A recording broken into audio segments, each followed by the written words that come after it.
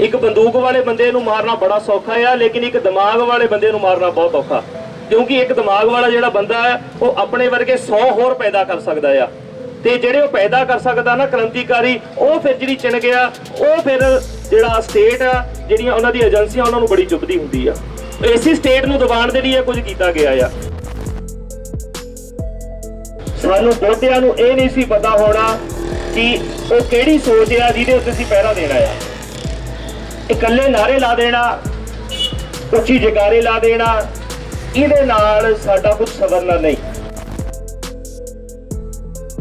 GST ਲਾ ਦਿੱਤਾ ਗਿਆ, ਉਹਦੇ ਵਿੱਚੋਂ ਅੱਧਾ ਜਿਹੜਾ 9% ਹੈ ਪਹਿਲਾਂ ਜਾਂਦਾ ਆ ਸਰਕਾਰ ਕੋਲ, ਕੇਂਦਰ ਸਰਕਾਰ ਕੋਲ, ਜਿਹੜਾ ਸਟੇਟ ਦਾ ਹਿੱਸਾ ਉਹ ਵੀ ਕੇਂਦਰ ਕੋਲ ਜਾਂਦਾ, ਤੇ ਕੇਂਦਰ ਦੇ ਕੋਲੋਂ ਪੈਸੇ ਲੈਣ ਦੇ ਲਈ ਸਟੇਟ ਨੂੰ ਜਾ ਕੇ ਜਿਹੜਾ ਆ ਮਿੰਨਤਾਂ ਤਰਲੇ ਕਰਨੇ ਪੈਂਦੇ, ਉਹ ਫਿਰ 6-6 ਮਹੀਨੇ ਬਾਅਦ ਕਿਸ਼ਤਾਂ ਪਾਉਂਦੇ ਆ।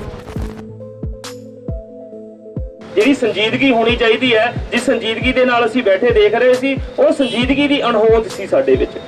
ਜੇ ਸੰਜੀਦਾ ਨਾ ਹੋਏ ਤੇ ਫਿਰ ਇਹੋ ਕੁਝ ਸਾਡੇ ਨਾਲ ਜੋ ਉਹਦੇ ਨਾਲ ਵਾਪਰਿਆ ਸਾਡੇ ਨਾਲ ਵੀ ਵਾਪਰਦਾ ਰਹੇਗਾ। ਇਹ ਪਹਿਲਾਂ ਵੀ ਵਾਪਰਦਾ ਸੀ ਤੇ ਵਾਪਰਦਾ ਰਹਿਣਾ ਆ। ਪੰਜਾਬ ਦੇ ਉਸ ਯੋਧੇ ਨੂੰ ਯਾਦ ਕਰ ਰਹੇ ਨੌਜਵਾਨੋ, ਵਾਹਿਗੁਰੂ ਜੀ ਕਾ ਖਾਲਸਾ, ਵਾਹਿਗੁਰੂ ਜੀ ਕੀ ਫਤਿਹ। ਗਲੀਆਂ ਦੇ ਵਿੱਚੋਂ, ਬਾਜ਼ਾਰ ਦੇ ਵਿੱਚੋਂ ਨਿਕਲਦੇ ਹੋਏ ਆਪਾਂ ਸਾਰਿਆਂ ਨੇ ਉੱਚੀ ਆਵਾਜ਼ ਦੇ ਵਿੱਚ ਨਾਰੇ ਬੁਲੰਦ ਕੀਤੇ ਨੇ ਕਿ ਦੀਪ ਸਿੱਧੂ ਤੇਰੀ ਸੋਚ ਤੇ ਪਹਿਰਾ ਦੇਾਂਗੇ ਠੋਕ ਕੇ। ਸ਼ਾਇਦ ਅਜੇ ਇਹ ਜੋ ਬੜੇ ਪਿਆਰੇ ਵੀਰ ਆਏ ਸੀ ਬੋਲ ਕੇ ਨਹੀਂ ਸੀ ਗਏ। ਸਾਨੂੰ ਬਹੁਤਿਆਂ ਨੂੰ ਇਹ ਨਹੀਂ ਸੀ ਪਤਾ ਹੋਣਾ ਕਿ ਉਹ ਕਿਹੜੀ ਸੋਚ ਆ ਜਿਹਦੇ ਉੱਤੇ ਅਸੀਂ ਪਹਿਰਾ ਦੇਣਾ ਆ। ਇਕੱਲੇ ਨਾਰੇ ਲਾ ਦੇਣਾ, ਉੱਚੀ ਜਕਾਰੇ ਲਾ ਦੇਣਾ, ਇਹਦੇ ਨਾਲ ਸਾਡਾ ਕੁਝ ਸਵਰਨਾ ਨਹੀਂ। ਦੂਸਰੀ ਗੱਲ ਜਿਹੜੀ ਕਹਿ ਰਹੇ, ਸ਼ਾਇਦ ਜੇ ਜਿਉਂਦਾ ਹੁੰਦਾ ਤੇ ਆਪਾਂ ਇਕੱਤਰ ਹੋ ਜਾਂਦੇ, ਇਹ ਪਾਣਾ ਕਦੀ ਵੀ ਨਹੀਂ ਵਾਪਰਦਾ। ਜਦੋਂ ਤੱਕ ਆਪ ਸ਼ਮਾ ਪਰਵਾਨਾ ਜਿਹੜਾ ਅੱਗ ਤੇ ਨਹੀਂ ਜਲਦਾ, ਉਦੋਂ ਤੱਕ ਲੋਕੀ ਉਸ ਨੂੰ ਪਛਾਣਦੇ ਨਹੀਂ।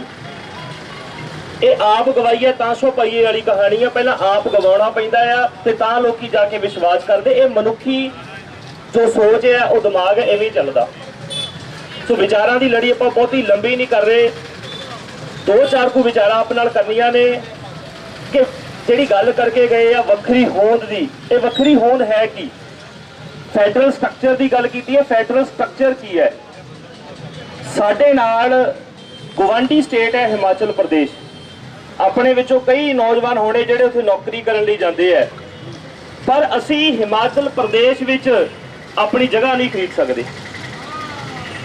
ਹਿਮਾਚਲ ਪ੍ਰਦੇਸ਼ ਵਿੱਚ ਤੁਸੀਂ ਆਪਣਾ ਜਾ ਕੇ ਟਰੱਕ ਨਹੀਂ ਪਾ ਸਕਦੇ, ਤੇ ਲੇਕਿਨ ਤੁਹਾਡੇ ਘਰ ਦੇ ਵਿੱਚ ਕੋਈ ਆ ਕੇ ਰਹਿ ਜਾਵੇ, ਉਹਦਾ ਨਾਲ ਦੀ ਨਾਲ ਹੀ ਵੋਟਰ ਕਾਰਡ ਬਣ ਜਾਂਦਾ ਹੈ, ਉਹਦਾ ਨਾਲ ਦੀ ਨਾਲ ਰਾਸ਼ਨ ਕਾਰਡ ਬਣ ਜਾਂਦਾ ਆ। ਇਹ ਗੱਲ ਕੀ ਹੈ ਕਿ ਪੰਜਾਬ ਨੂੰ ਕਿਸੇ ਨਾ ਕਿਸੇ ਢੰਗ ਦੇ ਨਾਲ ਹੇਠਾਂ ਲਾਉਣ ਦੀ ਕੋਸ਼ਿਸ਼ ਕੀਤੀ ਜਾ ਰਹੀ ਹੈ। ਵੱਖਰੀ ਹੋਣ ਦੀ ਲੜਾਈ ਕਿਵੇਂ ਹੈ? ਰਾਜਾਂ ਨੂੰ ਵੱਧ ਅਧਿਕਾਰ ਦੇਣ ਦੀ ਗੱਲ ਕੀਤੀ ਗਈ ਸੀ, ਰਾਜਾਂ ਦੇ ਅਧਿਕਾਰ ਖੋਏ ਗਏ ਨੇ। GST ਲਾ ਦਿੱਤਾ ਗਿਆ, ਉਹਦੇ ਵਿੱਚੋਂ ਅੱਧਾ ਜਿਹੜਾ 9% ਹੈ ਪਹਿਲਾਂ ਜਾਂਦਾ ਆ ਸਰਕਾਰ ਕੋਲ, ਕੇਂਦਰ ਸਰਕਾਰ ਕੋਲ, ਜਿਹੜਾ ਸਟੇਟ ਦਾ ਹਿੱਸਾ ਉਹ ਵੀ ਕੇਂਦਰ ਕੋਲ ਜਾਂਦਾ, ਤੇ ਕੇਂਦਰ ਦੇ ਕੋਲੋਂ ਪੈਸੇ ਲੈਣ ਦੇ ਲਈ ਸਟੇਟ ਨੂੰ ਜਾ ਕੇ ਜਿਹੜਾ ਆ ਮਿੰਨਤਾਂ ਤਰਲੇ ਕਰਨੇ ਪੈਂਦੇ, ਉਹ ਫਿਰ 6-6 ਮਹੀਨੇ ਬਾਅਦ ਕਿਸ਼ਤਾਂ ਪਾਉਂਦੇ ਆ।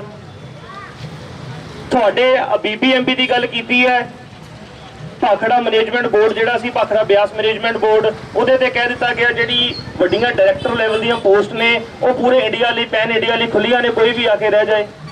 ਤੁਹਾਡੀ ਰਾਜਧਾਨੀ ਸੀ, ਤੁਹਾਡੀ ਰਾਜਧਾਨੀ ਨੂੰ ਤੁਹਾਡੇ ਕੋਲੋਂ ਖੋਹ ਕਰਕੇ ਛੱਡ ਦਿੱਤਾ ਗਿਆ। ਤੇ ਚੰਡੀਗੜ੍ਹ ਦੇ ਵਿੱਚ ਪਹਿਲਾਂ ਸੀ 60-40 ਦੀ ਰੇਸ਼ੀਓ, ਤੇ ਹੁਣ ਕਿਸੇ ਪਾਸਿਓਂ ਵੀ ਕੋਈ ਵੀ ਅਫਸਰ ਆ ਕੇ ਲੱਗ ਸਕਦਾ। ਹਰ ਪਾਸਿਓਂ ਪੰਜਾਬ ਨੂੰ ਜਿਹੜਾ ਆ ਨੀਚੇ ਤੱਕਣ ਦਾ ਯਤਨ ਕੀਤਾ ਜਾਂਦਾ ਆ। ਕਿਸਾਨੀ ਦੀ ਜੰਗ ਆਪਾਂ ਲੜ ਕੇ ਹਟੇ ਆ, ਉਸ ਜਗ੍ਹਾ ਦੇ ਉੱਤੇ ਵੀ ਜਿਹੜੇ 3 ਕਾਨੂੰਨ ਬਣਾਏ ਗਏ, ਉਹ ਅਸਲ ਵਿੱਚ ਜਿਹੜਾ ਸੀ ਸਟੇਟ ਦਾ ਮੈਟਰ ਸੀ।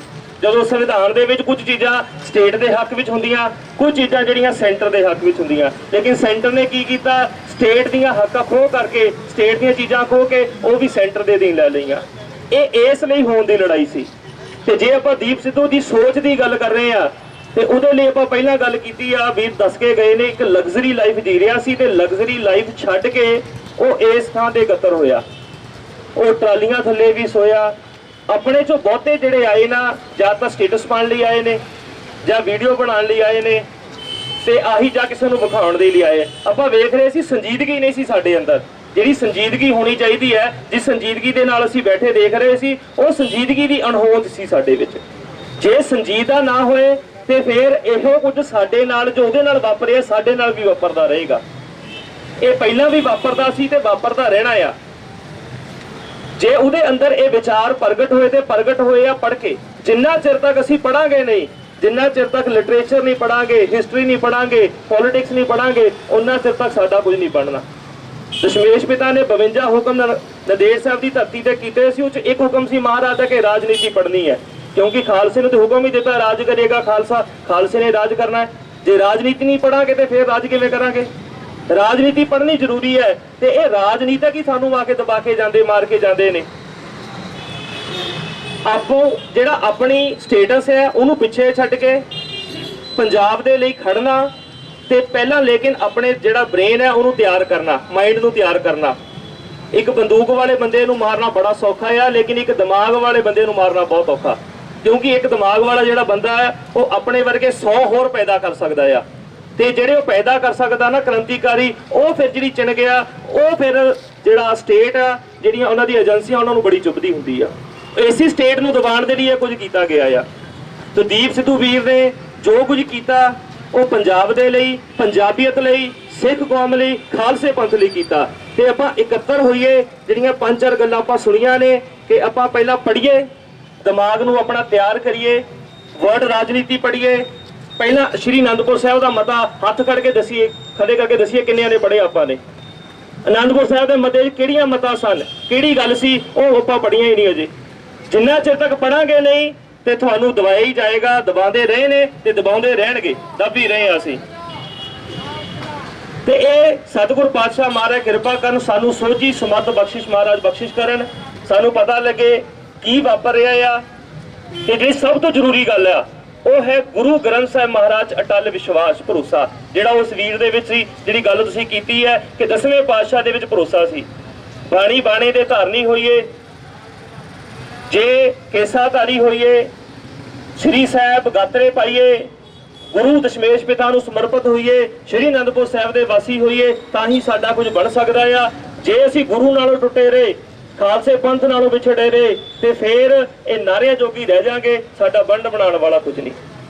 ਤੇ ਹੁਣ ਜੇ ਇੰਨੇ ਵੀਰ ਇਕੱਤਰ ਹੋਏ ਨੇ, ਦੀਪ ਸਿੱਧੂ ਦੀ ਵੀਰ ਦੀ ਸੋਚ ਦੇ ਪਹਿਰੇ ਦਿੱਤੇ, ਤੁਸੀਂ ਜਗਾਰੇ ਛੱਡੇ ਨੇ। ਹੁਣ ਜੇ ਕੋਈ ਵੀਰ ਕਹੇ ਕਿ ਮੈਂ ਅੱਜ ਤੋਂ ਬਾਅਦ ਕੇਸ ਕਤਲ ਨਹੀਂ ਕਰਾਉਂਗਾ, ਉਹ ਜਕਾਰਾ ਛੱਡੇ ਤੇ ਫਿਰ ਅਸੀਂ ਸਮਝੀਏ ਇਹ ਸਾਡਾ ਅੱਜ ਦਾ ਕੀਤਾ ਮੋਰਚਾ ਫਤਿਹ ਹੈ। ਹੁਣ ਵੀਰੋ ਗੱਲ ਤੁਹਾਡੇ ਤੇ ਹੈ, ਜਿਨ੍ਹਾਂ ਨੇ ਕੇਸਦਾਰੀਆਂ ਕਟਾਈਆਂ ਨੇ ਜਾਂ ਅੰਮ੍ਰਿਤ ਨਹੀਂ ਛਕਿਆ, ਗੁਰੂ ਵਾਲੇ ਨਹੀਂ ਬਣੇ। ਜੇ ਉਹ ਕਹਿਣਗੇ ਅਸੀਂ ਗੁਰੂ ਵਾਲੇ ਬਣਾਂਗੇ, ਕੇਸਦਾਰੀਆਂ ਰੱਖਾਂਗੇ, ਤਾਂ ਤੇ ਫਿਰ ਕਹੀਏ ਕਿ ਉਹਦੀ ਸੋਚ ਤੇ ਪਹਿਰਾ ਦੇਵਾਂਗੇ। ਜੇ ਨਹੀਂ ਤੇ ਫਿਰ ਗੱਲਾਂ ਜਕਾਰੇ ਲਾ ਕੇ ਘਰ ਨੂੰ ਜਾਣ ਵਾਲੀ ਗੱਲ ਬਣ ਜਾਣੀ ਹੈ। ਹਾਂਜੀ ਹੈ ਜੀ ਕੋਈ? ਠੀਕ ਹੈ ਜੀ। ਵਾਹਿਗੁਰੂ ਜੀ ਕਾ ਖਾਲਸਾ, ਵਾਹਿਗੁਰੂ ਜੀ ਕੀ ਫਤਿਹ।